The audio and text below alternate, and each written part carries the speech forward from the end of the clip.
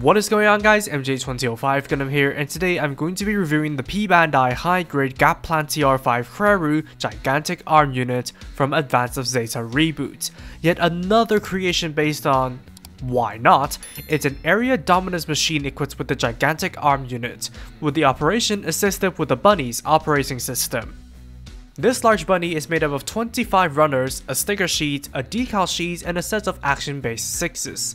And let's be honest, if you followed along the high-grade Advance of Zeta line closely, there's nothing new to experience here, as the core Gaplant body, the gigantic arm unit, and the weapons are all rehashes of previous Advance of Zeta kits despite the 4 new runners that make up the reworked parts. That being said, while the latter two comes together pretty straightforwardly, the Gaplant itself is a product of the Nazis, so a lot of the build is about getting the job done without consideration of intuitiveness or convenience. That wouldn't have been too hard to deal with besides the nut marks on the dark blue had it not been for the transformation mechanism, making this kit a challenging one to tackle. Besides that, it's essentially a bundled repeat process of what already came before. All put together, and what did you expect? It's the original Gaplant TR-5 Hrairoo with the Psycho Gundam arms. Alright, there are some slight visual differences from the original parts, like the richer orange-yellow, fully color separated shoulder armor, a more presentable hardpoint piece replacing the movable shield binders, red manicure on the giant hands instead of yellow, and the change to grey stickers on the forearms instead of the red ones. Speaking of stickers, there are also ones for the head sensors, invisible mono eye, black inside the chin, grey inside the tail binder, and the yellow details on the chest, tail binder, knees, and feet, which really isn't a lot.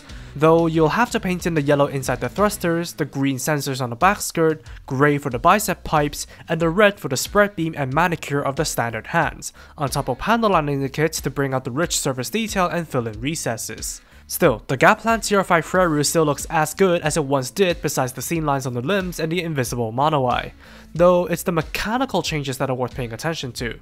Apart from the new action-based ports in the crotch, the Hrairoo Rah-II binders connecting to an integrated block in the shoulder armor for added solidity, despite the binders themselves being entirely reused from the old kit. That got me scratching my head as to how the Psycho Gundam arms attach, since the binders were never made for such a feature. Well, let's have a game of spot the difference. In case you don't see it, the hole on the gigantic arms version is artificially shrunken with the lip in order for the arms to fit suitably. I was kind of expecting them to use the new Hrairoo Rah-II binders since they were reworking the shoulders anyway, but well, whatever works I guess. Even though the mechanical changes are negligible at best, at least the kit still looks presentable enough from a straight build. Articulation wise, the hinged and peg jointed neck isn't gonna allow the head to go anywhere. The arms are on a double hinged joint with 2 points of rotation, while the shoulder armor and flap can move to facilitate the arm raise. There's a bicep rotation, single jointed elbows, and ball jointed wrists. The waist is static, and the same might as well go for the front and back skirts, as only the side skirts can move to facilitate the 45 degrees kicks towards all directions. There's a thigh swivel thanks to the ball jointed hips, double jointed knees, a movable ankle piece, ball jointed ankles, and movable toe and armor panels.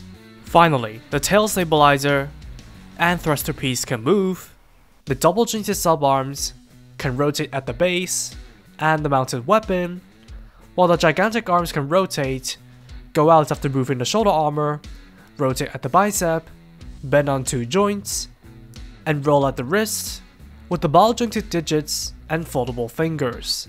Altogether, the articulation remains unchanged from the Gaplant and gigantic arm unit, though you aren't going to be getting jack out of it not only because of the restricted articulation, but also because of how the gigantic arms are connected to the shoulders, essentially bricking them as the polycaps will never be able to hold up all that weight on their own.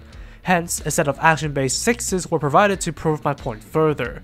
Even then, the shoulder joints tend to split even when rotating them without the attachments, and I suspect it's due to the KPS plastic as the original ABS ones didn't suffer from that problem as severely. Even though I would argue that the articulation is enough for the Gaplant itself, the gigantic arms essentially reduces the kit to a Furoku grade unless you want the shoulders to suffer.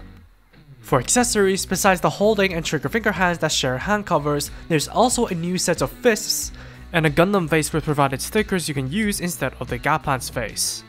Weapon wise, apart from relocating the shield boosters to the standard forearms with the flip out pegs, and the particle cannons on the gigantic arms, there's the long blade rifle carried over from the Root kit. Sandwiched into the trigger finger hands for use, stitching it up is undoubtedly the tougher part due to the restricted articulation and long stock, essentially only allowing it to be tucked under the armpit for handheld use, clamped onto the Hrairoo Rah-II binders by plugging the stock in, or held by the subarms by either replacing the shield boosters or making use of leftover parts. Otherwise, there's nothing else for the gigantic arms configuration. And speaking of leftovers, let's start off mildly with the Gaplants. Besides the parts for the original head, booster tank, and obsolete shoulder armor, you have everything to revert the kit back to the Root kit, also apparently known as the Gaplant TR-5 Hrairoo Rah-II, granting access to the movable shield binders and their integrated beam cannons and handles, the beam sabers, the adapter to mount the shield boosters onto the long blade rifle, and the transformation that involves swapping the V-fin and removing the arms and Hrairoo Rah-II binders, extending and folding the subarm down, flipping the torso up while moving the backpack down, breaking the pelvis in half before locking the parts into place, flipping the toes down, reattaching the arms on the upper hole after ditching the original joint, flipping and extending the shield binders, reattaching the Hrairoo Rah-II binders into the back skirt, and mounting the long blade rifle with an adapter. Except you cannot do the last step without changing the action base mount back to the old one. I mean, the results aren't fancy, but I always have a respect for the full transformations that work well in high grade form. As for the other runners, well, you get two of the same halves of a Hazel custom that are absolutely useless as either custom builds and backups besides the rifles, all of this for a pair of shield boosters they could have easily molded onto the new runners given they had molded the new pegs onto them instead of reusing the Hazel parts further, and another set of Hrairoo Rah-II leftovers all because they needed it for the subarms, and the fuselages of the new Hrairoo Rah-II units weren't even used or made to work with the kit despite having to rework the shoulders. I get it, the backbone of Advance of Zeta is made up of the equivalent of Lives After Death by PowerPoints by Don McMillan, but come on Bandai, surely they would have been a more efficient way of doing things than having half of the total parts left over for just 2 shields! And that's not even mentioning the leftover polycaps and action base 6 parts.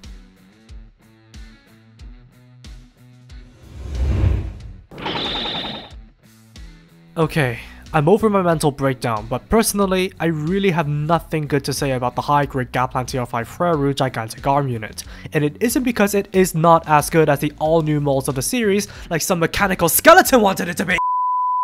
I fully expected this to be just the old kit, which I've liked despite all of its flaws, modified and repackaged so that those who want either the standard Hrairoo in purple or the gigantic arms version can purchase everything in one go.